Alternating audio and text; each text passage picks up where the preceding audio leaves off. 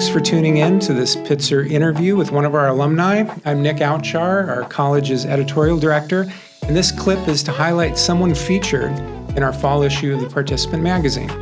That issue looks at the often exciting and unexpected careers of students with a liberal arts background. The liberal arts can lead to so many amazing results. That definitely applies to Joel Fields, class of '85, who is known as a playwright, an award-winning writer, executive producer, and co-showrunner for FX's acclaimed series, The Americans, as well as Fosse Verdon and The Patient. This is not an exhaustive list. There are many other things on Joel's list, including running his own production company, and we're so thrilled to have him here with us now. Thanks, Joel, for being here. Thanks for having me. It's great to be back at Pitzer, if only virtually. How are you doing? Is this a busy time of year for you in the entertainment biz? You know, the entertainment business ebbs and flows in unpredictable ways. And so I'd say one's always busy and one's always waiting.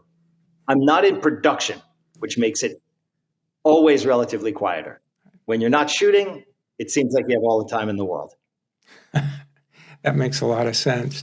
Looking at your biography a little bit, and as we were preparing the feature for the magazine, it describes you as the son of a famous rabbi who had a fairly nomadic childhood that took you all over, from Boston to New Jersey to Israel to Toronto. Why did you travel so much? That's just the way my childhood unfolded. Dad had a series of different congregations in different places. We moved to Israel for what was a sabbatical that wound up lasting about a year and a half. Those were my middle school years, and then wound up in Toronto for my high school years. I moved from the beach in Netanya to Toronto, Canada in January. It was quite a shock. And you can only imagine that when my dad took a pulpit in Los Angeles, I was very interested in seeing whether there were any colleges on the West Coast that might have balmier options and also a nice space for the right intellectual approach. I got lucky on both counts. I got to enjoy Mount Baldy, and I got to enjoy Professors Bogan and Rubin and Nardi and Wachtel and so many others who really shaped a big part of my way of thinking about the world. I was wondering, you said when your father got a pulpit in LA, was that how Pitzer College got on your radar? Or how did you become aware of Pitzer? It was. I was looking at East Coast schools, and when it turned out that my folks were moving to LA with my younger sister, I was about to start college, and I turned to a family friend who knew a lot about colleges and said, well, you know what I'm looking at on the East Coast. What is there on the West Coast that would be right for me? And she had a couple suggestions, but she really said, you got to go to Pitzer. That's the place to check out. And boy, was she right. In the fall issue, we also talked to your fellow alum and also the chair of FX, John Landgraf, and he said that when he arrived at Pitzer, the thing that really amazed and excited him was the closeness of the community, the way that professors knew who he was, that he was invited to get involved in all kinds of different things, governance and activities, and it made him realize that Pitzer was the right place for him. What made you realize that Pitzer was a good fit for you? Well, I'll give you the quick answer and the longer answer. The quick answer is that guy, John Landgraf, who remains my closest friend to this day, who is a professional comrade and dramaturgical guru, my sometimes boss, and often collaborator, was my tour guide when I came to Pitzer. He was literally the first student I met when I came to visit the campus. And I'm sure everything he described, he shared with me as a student, and it was borne out. The longer answer to that question, really has to do with what Pitzer had to offer as a liberal arts education and a liberal arts institution. And, the way it taught me to think about problems, to think about issues, and to turn ideas over in my head and how to approach the world.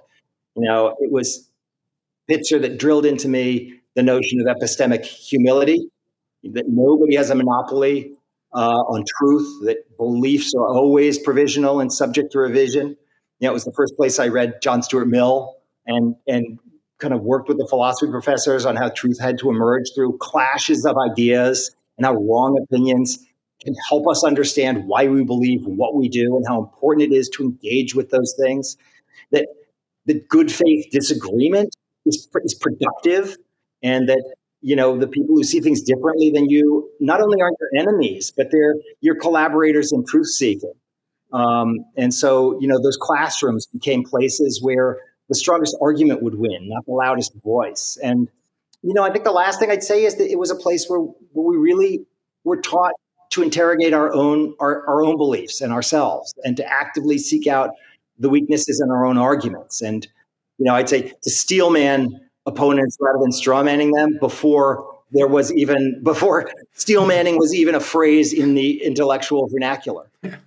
And all of that aggregated to everything that came after in terms of my career, because to be a good writer, to be a good showrunner, to work in television, you have to both believe in your own creative vision with passion, but you have to have humility. And so you have to know you believe what you believe passionately, but you got to know you're not 100% right and listen to others.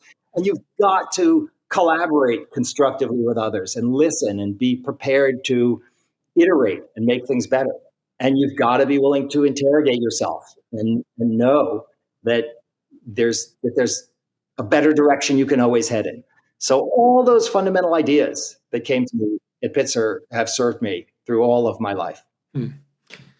Just listening to you and looking at your career as a playwright, as a writer, as a storyteller, I'm kind of interested to know why you didn't major in, say, literature, why you chose philosophy when you were at Pitzer. It just seemed like literature would be the natural place for the writer to go. What did you see? What attracted you to philosophy instead? Well, I mentioned Professor Wachtel earlier, who was, of course, a wonderful literature professor and Shakespeare professor from whom I learned an enormous amount, and Professor Nardi, who taught in sociology as well. But philosophy honestly intrigued me because I'm a little embarrassed to admit now, many years older, that as a very idealistic young man, I really wanted to study and understand what the good life was and what ethics was, and to try to learn as much as I could about that so that I could be as good a person as I could, and that I could be as ethical as I could. And I think I had an instinct early on, both from my upbringing and also from some of those principles that I started to get at Pitzer, that the way one does that is through humility and truth seeking. And so that's why I went into philosophy. And you didn't spend all your time searching for the truth at Pitzer. You also spent semesters at Oxford and Harvard, right? It's true. Yes, I did. And those were great experiences also. And I also say that those were experiences that Pitzer and the 5 colleges really afforded to me. The 5 colleges, because the Oxford program, I believe, was a Pomona program that I was able to jump into seamlessly. And the Harvard experience, really thanks to Pitzer, because I just applied as a visiting undergraduate, and Pitzer was all too happy to support that. And it was wonderful to go and study in those other places and experience, those 2 very different styles of education as well. Yeah, that just gives you an even richer dimension to your undergraduate experience. So the fall issue of the magazine is talking about how anyone who gets a liberal arts degree is really ready to go and do anything, once they're done with their undergraduate. And there's been various comments in the media and different places where it talks about the liberal arts, being under a critique, that it's not providing job-ready skills. And so I was really excited about doing this issue where we could show all the many different ways that the liberal arts can prepare you for different things. What's your take on the power and the versatility of having a liberal arts degree? At its best, the liberal arts degree should prepare one to be a critical thinker and to do those things I was talking about earlier, to interrogate one's own priors, to be open to other better arguments, to iterate your own ideas, and to introspect so that you can learn and grow. And if that's the kind of liberal arts education you get, well, that's going to prepare you for any career because it prepares you for life. It's interesting that in the story in the magazine about John Landgraf, he says at one point that you were critical for him in getting into the entertainment business, that you had recommended him for a position with the head of a small production company. I'm interested in your own journey, Joel. How did you find your way from undergraduate philosophy major, truth seeker, into your role now with FX and beyond?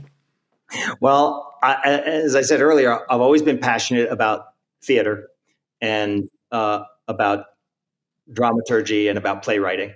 I started at a young age and was very involved in that at Pitzer as well, and at the five colleges, was involved in many productions at the five college theater. I don't know if it's still there across from the library, but I may have danced across those boards a few times and in some smaller spaces.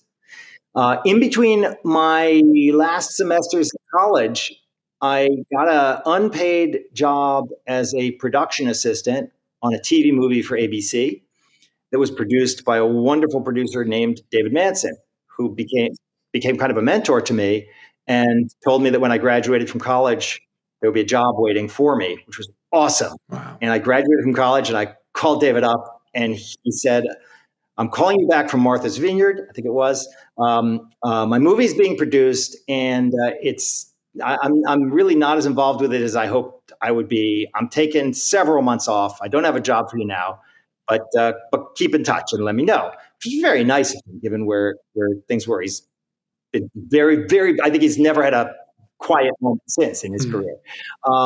But I went ahead and got another job that took me to another job, started as a production assistant in the post-production. Let's say I was on set and then I did post. And at some point I had gotten my first development job and David called me back and said he was looking for a junior development executive. Would I be interested? And by that point I had found another path that I was on, another place that I was working. But I said, I thought I knew the perfect guy, that he wasn't working in entertainment, but he was brilliant and he was great. And so I recommended John to David. And I think it was more a favor to David than to John to this day, and a favor to the industry. That's for sure. That's for sure. When you look at how well FX is doing now. It's interesting, though, when you talk about your own entry. So if somebody watching this video is a writer, storyteller, and they want to get involved, you kind of have to just have to get in someplace, even if it's not the job of your dreams, right? And just kind of learn from the ground up. That's what it sounds like you had to do, right? That's absolutely right. I mean, I always say when you're starting out, in a way, it's much less about the job and much more about the person you're working for. Because what you're looking for are those mentors, right? So, maybe if you could find the perfect job, but the perfect job really should be a job with the kind of person that you want to emulate and that you want to learn from. That was it for me, was kind of trying to find things that excited me and places where I could be passionate and ultimately move up. I think the other thing was, from a very early time in my career, I was generating my own ideas for movies, for projects. And that's, in the entertainment business, that's everything. Because if you control the story, you're going to stay involved with it. Well, I've read that in a few places about you that you developed a reputation in the industry as a writer-producer with a knack for problem solving, is how you're described. And in the piece where we feature you in the magazine, you also describe how your fellow alum there and boss at FX, John, is also had a similar knack for looking at problems and making helpful suggestions. I was wondering if you could share a little bit about, one of the times where you saw him using that liberal arts background to help you with your storytelling. Sure. Well, that's a nice compliment.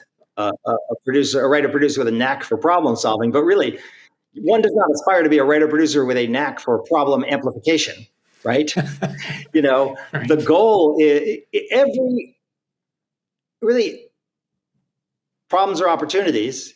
Nothing arrives perfect.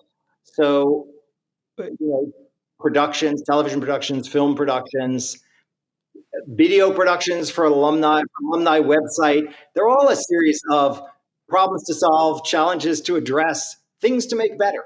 So that's an ongoing journey, right? And I'd say that the thing about John is he, you know, always approaches the creative process in a way that supports the artistic vision of those he's working with. He is never focused on how he might imagine things. He's instead taking a look at each rough cut, each draft, each story, and focusing on what were we trying to achieve creatively and reflecting that back to us and telling us how that was landing.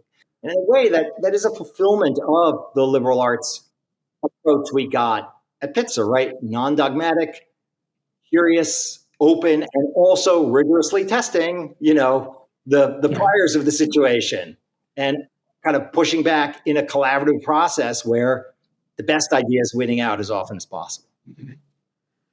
Yeah. No, that's a perfect way of describing it. Before we wrap up, I was just curious, what's next for you? What's next on the books? Well, right now I'm at a place of kind of looking at a blinking cursor on a blank page.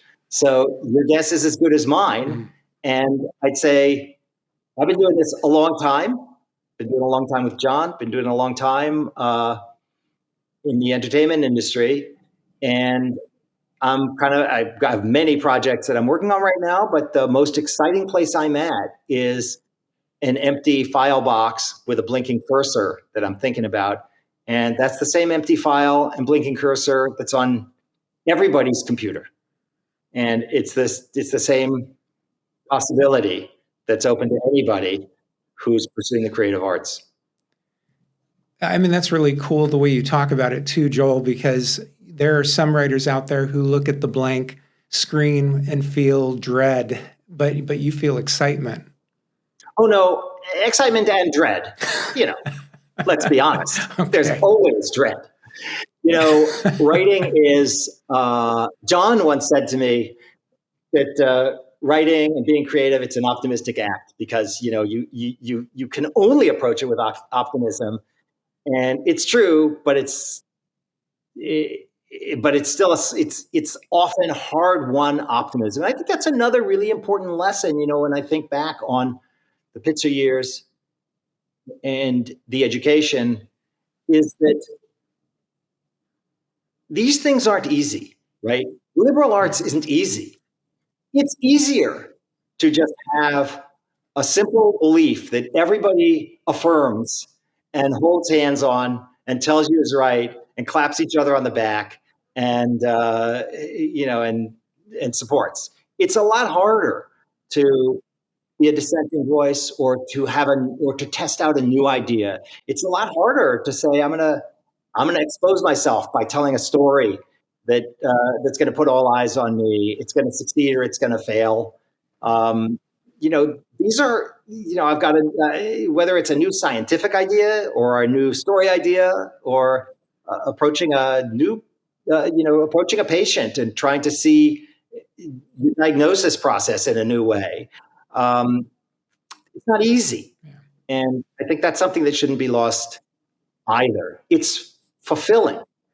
And I think that's that maybe a final thing I'll say about that Pitzer liberal arts experience that stuck with me is that,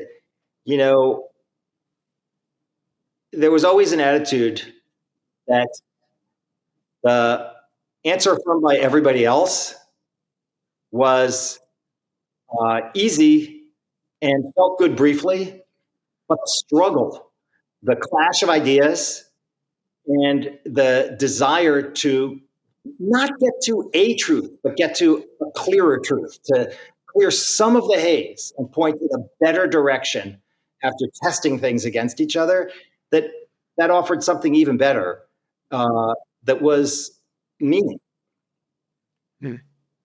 That's a great lesson that applies just as much to today's student as when you were here, right?